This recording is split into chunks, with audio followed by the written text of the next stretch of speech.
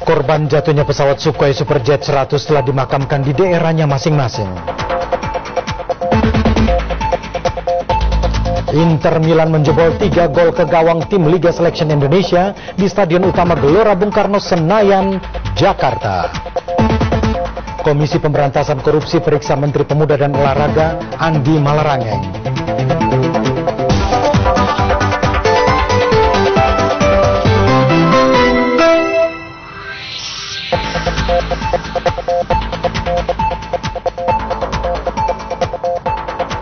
Saudara, selamat malam. Menemani waktu insomnia Anda, saya Jeremy Teti sajikan sejumlah liputan pilihan dari dalam negeri dan mancanegara.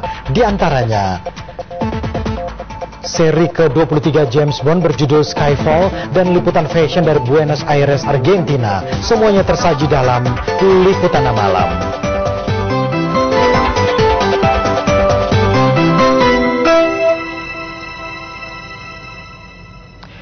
Saudara, tim Liga Selection Indonesia belum mampu mengatasi ketangguhan kesebelasan Inter Milan dari Italia Kamis malam tadi di Stadion Utama Gelora Bung Karno, Senayan, Jakarta. Nerazzurri menjebol gawang Liga Selection dengan 3 gol tanpa balas. Meski sempat melakukan perlawanan dan beberapa kali membahayakan gawang Inter Milan yang dikawal oleh Raffaele De Gennaro, tim Liga Selection yang ditangani pelatih Aji Santoso tak bisa berbuat banyak menghadapi tim raksasa sekelas Inter Milan. Pada menit ke-37, kesalahan pemain belakang tim Liga Selection membuat striker Inter Milan Samuele Longo dengan leluasa menyerangkan bola ke gawang tim Liga Selection yang dikawal oleh Aji Saka. Inter pun unggul 1-0. Pada babak kedua, Inter Milan melakukan perubahan dengan memasukkan Jonathan, Maicon, dan Coutinho yang membuat permainan Inter lebih agresif. Ini terbukti dengan terciptanya gol kedua di menit ke-52 oleh Gianpaolo Pazzini. Meski tendangannya sempat ditepis, namun bola kembali lagi dan disambar oleh Pazzini. Menit ke-70, Inter kembali mencetak gol lewat tendangan Luca Tremolada. Pemain berusia 20 tahun ini sukses menaklukkan kiper Aji Saka setelah memanfaatkan umpan dari sisi kiri pertahanan Liga Selection. Inter pun unggul 3-0. Sampai akhir babak kedua, tak ada satupun gol tercipta kembali. Skor telak 3-0 untuk kemenangan Inter Milan. Mudah-mudahan pemain bisa mengambil pelajaran ini, berhadapan dengan pemain-pemain yang bisa dikatakan kelas dunia. A me personalmente la squadra indonesiana, soprattutto nel primo tempo, è piaciuta molto e ha dimostrato di giocare comunque un calcio moderno, basato sulla velocità e sulla qualità. Se dovessi dire un calciatore avversario che mi è piaciuto, sicuramente per come piace a me il calcio, il numero 10, non so adesso il cognome, il numero 10 è il giocatore che mi è piaciuto di più, e invece dei miei mi sono piaciuti decisamente tutti. Ini merupakan laga perdana tim asal kota Milan tersebut dalam rangkaian turnya ke Indonesia. Sabtu mendatang Inter Milan akan menghadapi timnas senior Indonesia untuk laga keduanya. Kurnia Supriyatna melaporkan dari Jakarta. Para korban jatuhnya pesawat Sukhoi Superjet 100 hari ini telah dimakamkan di daerahnya masing-masing. Keluarga korban diliputi duka mendalam. Namun ada rasa lega, akhirnya dapat memakamkan sendiri almarhum dan almarhumah setelah sekian hari diselimuti kekhawatiran tidak dapat membawa pulang jasad para korban.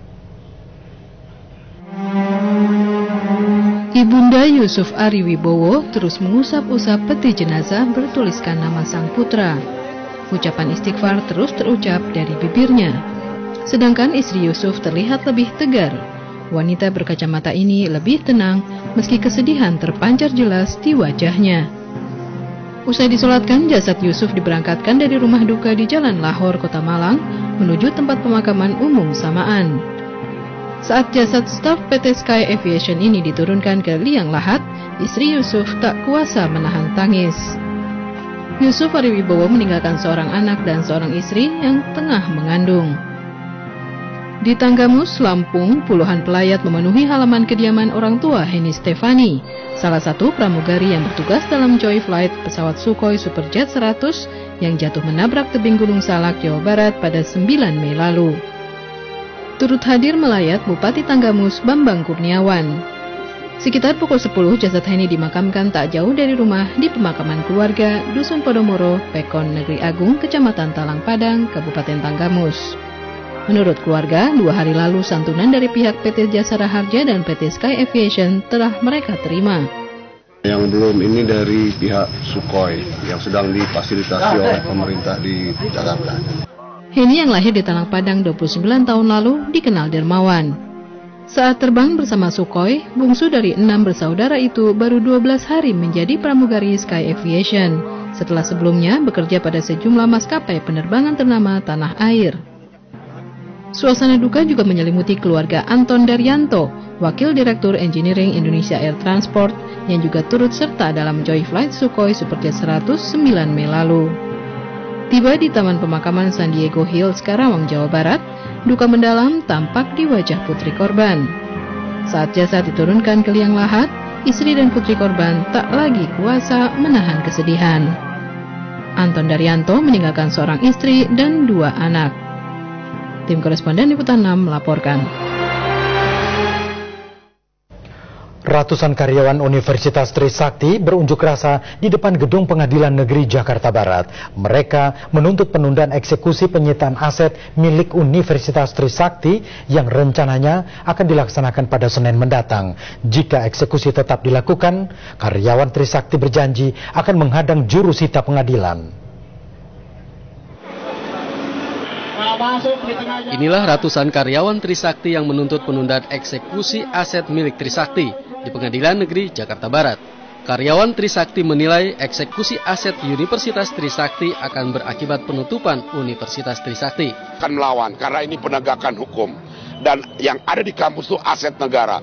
Yayasan itu tidak punya sharing 1 rupiah pun terhadap universitas. Unjuk rasa ratusan karyawan Universitas Trisakti merupakan buntut sengketa antara Yayasan Trisakti dengan Universitas Trisakti.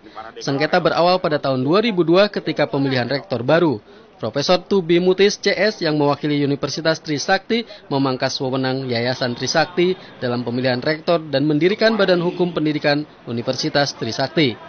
Belakangan badan hukum ini tidak diakui pemerintah dan pengadilan. Edilius dan Yulisa Smito melaporkan dari Jakarta. Ratusan warga yang tergabung dalam Gerakan Masyarakat Bawah Indonesia berunjuk rasa di depan gedung KPK Kuningan, Jakarta Selatan. Mereka menuntut KPK mengusut tuntas dugaan suap pemilihan Wakil Bupati Garut serta korupsi Bupati Garut Aceng Fikri. Tidak menindaklanjuti, kita akan terus bela Kabupaten Garut. Terima kasih. Aksi saling dorong antara pengunjuk rasa dengan polisi berlangsung di depan gedung KPK Jakarta. Massa yang tergabung dalam Gerakan Masyarakat Bawah Indonesia GMBI mendesak KPK mengusut tuntas dugaan suap calon Wakil Bupati Garut pada Bupati menjabat Aceng Fikri dan sejumlah anggota DPRD. Tidak hanya itu, pendemo juga melaporkan sejumlah dugaan korupsi yang dilakukan Bupati Garut. Demonstran meminta KPK tidak lemah dan takut pada penguasa. Ini menjadikan bagi kita semua. Jangan perlihatkan kalau KPK itu lemah. Hanya dengan penguasa ditekan, selesai kasusnya dan digantungkan kasusnya. Tidak seperti itu. Akhirnya ke daerah pun sama ini. Sejumlah perwakilan pengunjuk rasa akhirnya diterima pimpinan KPK untuk berdialog. Massa membubarkan diri namun mengancam akan kembali berdemo jika tuntutan mereka tidak dipenuhi. Desa Pridini dan Ade Muskita melaporkan dari Jakarta. Menteri Pemuda dan Olahraga Andi Malarangeng diperiksa Komisi Pemberantasan Korupsi terkait dugaan suap dalam proyek Hambalang. Namun, Andi membantah menerima aliran dana senilai 20 miliar rupiah seperti dituduhkan Nazarudin yang diduga disampaikan melalui adiknya Cul Malarangeng. Setelah diperiksa KPK selama 10 jam terkait penyelidikan kasus dugaan suap proyek Hambalang senilai 1,52 triliun, Andi Malarangeng mengungkapkan telah dicecar KPK seputar perencanaan pembangunan dan penganggaran proyek Hambalang. Andi Malarangeng juga membantah telah menerima aliran dana senilai 20 miliar dari PT Adikarya seperti dituduhkan mantan koleganya M. Nazarudin. Dengan Anda menerima 20 miliar dari Adikarya, Pak? Pak, komitmen Anda gimana, Pak? Komitmen Anda apa, Pak? Komitmen gimana? Pak, tapi nggak Nazarudin yang bilang, Pak. Pak, komitmennya apa? Tapi kalau waktu penjelasan Mahfud itu, Mahfud menjelaskan bahwa uang yang diterima 100 miliar itu 20 miliar diperintahkan dari Adikarya memang diarahkan untuk dicerahkan kepada Culma Larangeng. Pak, Mahfud sudah dicekal gitu, Pak. Tanggapan Abang gimana, Pak? Sebenarnya yang harus duluan dicekal itu Anas Urbaningrum. KPK menduga terjadi korupsi di proyek Hambalang yang dikerjakan kontraktor PT Adikarya. Dugaan itu terungkap berdasarkan hasil penggeledahan KPK di kantor Nazarudin di Mampang Perapatan April 2010 lalu. Nazarudin yang juga mantan bendaharawan Partai Demokrat juga berulang kali menyatakan PT Adikarya telah menggelontorkan dana senilai 100 miliar sebagai fee kemenangan tender proyek Hambalang. Uang itu antara lain diduga digunakan untuk pemenangan Anas Urbaningrum di Kongres Partai Demokrat 2010 dan mengurusi sertifikat proyek Hambalang. Ketua Umum Partai Demokrat Anas Urbaningrum berulang kali membantah terlibat suap proyek Hambalang. Maria Anneke dan Noprianus Barens melaporkan dari Jakarta.